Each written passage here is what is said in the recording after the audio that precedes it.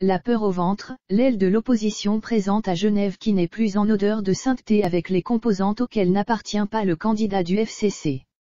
A déchanté. Et, c'est Lambert Mende qui a mis à nu leurs accusations contre Chadari. Il dénonce entre-temps la partialité de MGR en bon mot dans cet État laïque et souverain. Le ministre de la Communication et Médias est membre de l'équipe de campagne du candidat du Front commun pour le Congo FCC à la présidentielle du 23 décembre 2018. Lambert Mende Malanga a déclaré vendredi sur les antennes d'une radio internationale que l'opposition congolaise a peur de la popularité du candidat président Emmanuel Ramazani Chadari. Lambert Mende qui réagissait aux propos de certains candidats de l'opposition accusant le candidat du FCC d'utiliser les ressources financières et humaines de l'État.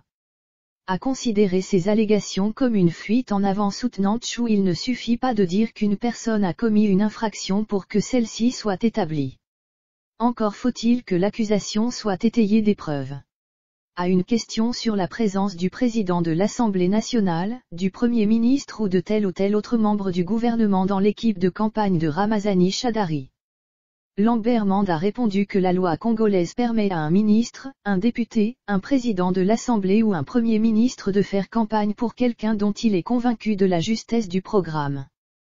En ce qui concerne la machine à voter que rejetteraient quelques opposants, le ministre de la Communication et Médias a indiqué que la Commission électorale nationale indépendante CENI avait reçu mandat de mettre en place un système rationalisé qui coûterait moins cher à la République. Et la machine à voter qui a été retenue par cette commission, dans laquelle siègent, faut-il le rappeler, des membres de l'opposition, de la majorité et de la société civile. Évoquant les déclarations du nouvel archevêque de Kinshasa sur le processus électoral en cours en RDC, Lambert Mende Malanga a rappelé que l'accord-cadre qui lie RDC au Vatican exige de la part de l'Église une stricte neutralité dans les débats politiques.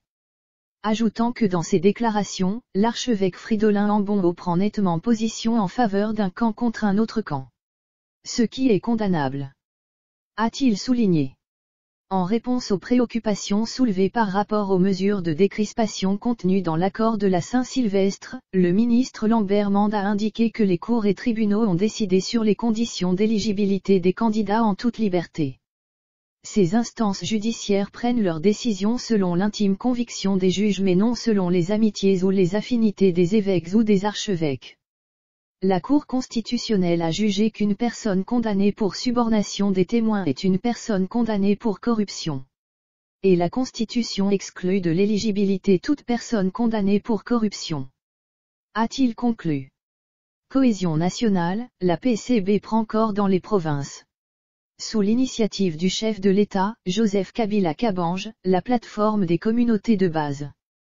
PCB, ratisse large, en un temps record, vient de marquer sa présence sur toute l'étendue du pays. Son implantation atteint tous les coins et recoins et quadrilles d'entrée de jeu la quasi-totalité du territoire national. À Kinshasa, Manono, Tanganyika, Kabalo et ailleurs où ont été installées les structures de la plateforme, les communautés de base ont salué l'initiative présidentielle visant la refondation de la nation congolaise.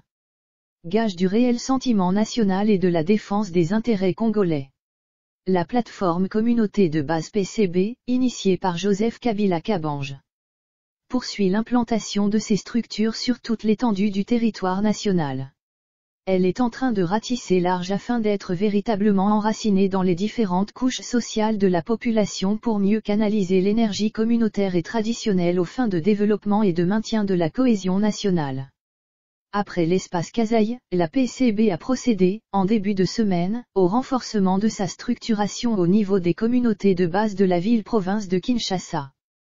En mettant en place un conseil des représentants ainsi que des points focaux à travers les différentes communes de la capitale. C'est la coordonnatrice de la PCB Kinshasa, Marie-Ange Kinshasa, qui a installé ces nouvelles structures chargées de cristalliser les énergies locales autour des objectifs de développement. Une ébauche du travail à réaliser a été présentée à l'assistance. Chaque commune et chaque quartier est appelé à souscrire à la vision de la PCB qui s'attelle à créer une dynamique sociale pour gérer les questions fondamentales communes de paix, de sécurité, de partage et de développement des entités de base. La ville-province de Kinshasa, en tant que mégalopole, a été subdivisée en 4 aires géographiques chapeautées chacune par un comité. Des orientations strictes ont été données à chaque point focal quant aux actions à mener à tous les niveaux sur fond d'un canevas de travail assorti des échéances à respecter. Une nouvelle rencontre a été projetée pour évaluer ce qui a été fait et apporter des amendements nécessaires censés booster la dynamique imprimée. Nous devons être sur le terrain pour prouver notre apolitisme. Nous devons approcher le plus possible les bases qui sont agissantes pour assurer le mieux-être de la population congolaise, a déclaré le bourgmestre de Lamba, Toussaint Caputu. La même activité a été répliquée dans l'arrière-pays, notamment à Manono où la délégation venue de Kinshasa est conduite par André Pingve-Sangosé chargé d'implanter la PCB au grand enchantement des autorités traditionnelles locales. À Kabalo, un territoire de la province du Tanganyika, les antennes de la PCB ont été également implantées à la satisfaction générale. L'administrateur du territoire a salué l'initiative présidentielle qui vise à contenir les Congolais dans leur diversité pour l'appropriation de leur identité nationale, mais aussi à refonder la nation congolaise, gage du réel sentiment national et de la défense des intérêts congolais. Même credo dans la province de Tanganyika où le gouverneur Richard Gwakitangala a eu les mots justes pour féliciter Joseph Kabila dont l'initiative vise à consolider la fraternité et la solidarité nationale sur fond d'appropriation des prochaines élections démocratiques en RDC. La SADC satisfaite du bon déroulement du processus électoral. Pendant que le Front commun pour le Congo FCC est en ordre de bataille avec son candidat Emmanuel Ramazani Shadari, l'opposition plurielle et sous influence extérieure, entend se réunir en Suisse, en vue notamment de se choisir une candidature unique. C'est pendant ces temps qu'une mission du Conseil consultatif de la SADC séjourne en RD Congo, pour faire le suivi de la mise en œuvre du calendrier électoral du 5 novembre 2017. Avec en toile de fond l'organisation le 23 décembre de 3 scrutins combinés. Cette délégation n'a pas caché sa joie de voir les Congolais voter grâce à la machine à voter. Un grand pas qui consiste à quitter le système manuel vers un système technique, très avancé. L'équipe de la SADC a été reçue par le rapporteur de la CENI, Jean-Pierre Kalamba, qui les a tout convaincus sur la nécessité de recourir à l'utilisation de la machine à voter qui n'était pas en contradiction avec la loi et que cette pratique n'avait rien à voir avec le vote électronique, qui est immatériel avec des machines interconnectées. Ceci, alors que la machine à voter utilise le bulletin papier. Ces différentes explications fournies par le bureau de la CENI ont assouvi la soif des experts de la SADC. Selon M. John Billy Tandois, chef de la délégation des membres du Conseil consultatif électoral de la SADC, la République démocratique du Congo a fait une avancée significative du vote manuel vers un vote technique.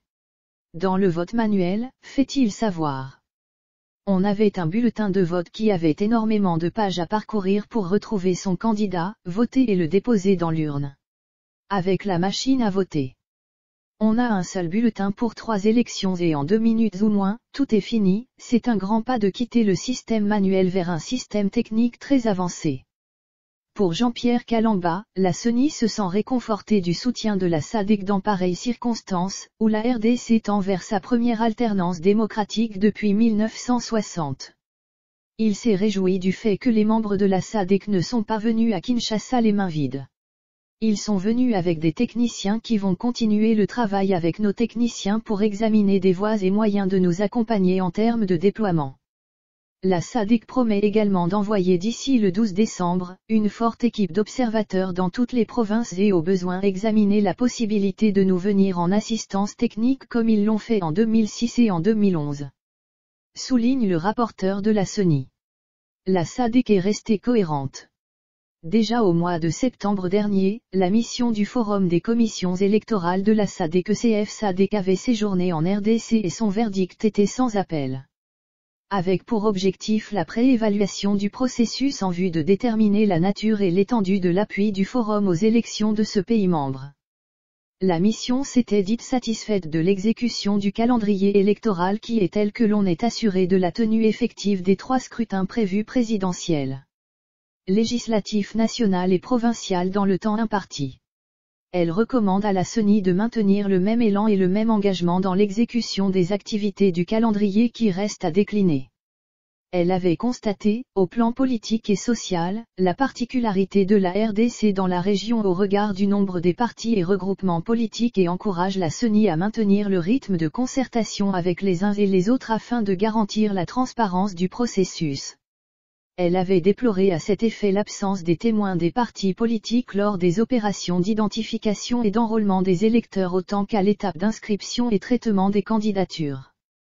Et ce, tout en encourageant les différents acteurs et parties prenantes à pallier cette lacune pour la suite du processus. En ce qui concerne le financement des élections, la mission a pris acte de la décision du gouvernement congolais d'assurer seul leur financement. Concernant l'aspect logistique du déploiement des matériels, la mission a été rassurée par les explications fournies par la CENI quant à la prise en compte des recommandations formulées par les observateurs de l'ECF-SADC au terme des élections de 2011. Notamment, que la distribution des matériels se fasse à temps, de manière à permettre au processus de commencer dans le temps prévu et d'assurer la sécurité des matériels.